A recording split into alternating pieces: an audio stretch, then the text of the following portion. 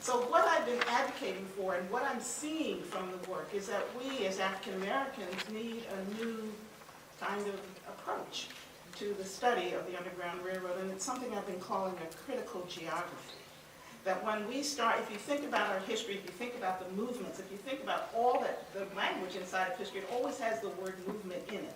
So when we can begin to map these things, when we can begin to look at them in the landscape, when we can begin to bring this critical geography together, I think that we'll understand ourselves better as Americans. We will inform African American history, and by default, we'll also inform American history. And I think it has a tremendous role to play today in the understanding of ourselves as Americans. And I realized that I really didn't know what freedom was about, and that most of us don't, and that we use this term one way and then another without any clear sense of what it is we should be saying when we employ this term in this society.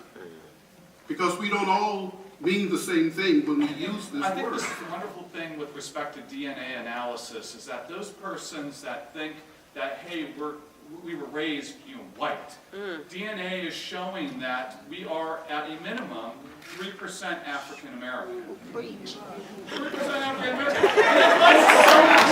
We need to celebrate that part that I come from. The spirit of revolution, that spirit of saying we mattered in the face of people who said we didn't, wasn't just invented today.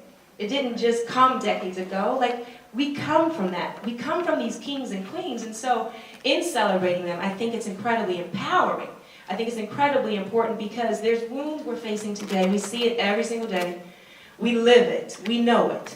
And these wounds will not be healed until we reconcile these injustices that we dealt with in the past. For me, injustice is twofold. It's the overt injustice, where you're walking down the street and someone calls you out your name, or they don't give you a job because of your gender or your ethnicity. But there's also systemic injustice. It is as if American heroes of color started with Harriet Tubman, and then Martin Luther King, and that's it. I see you in the back there, brother. I see you here. I see you here today. You know why you're here today, because you know your worth. And young lady, you know your worth. You know what you're here for. There's a lot of generations that get it. There's still so many that are lost because they don't have the right surroundings or the right reality. And this is what the story of the Underground Railroad tells us. Relationships that transcend color, race, ethnic origin, sexual orientation. None of that means anything if freedom is to be real. It's relevant to everybody, and it's more relevant now than ever. But I mean that's what drew me to it, was this sense of humanity, of people trying to do something, of people being together. And what better time now than to show you?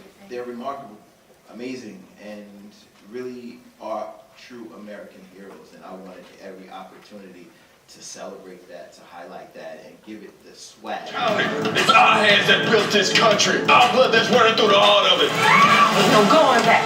Not for any of us. Welcome to the underground. And these wounds will not be healed until we reconcile these injustices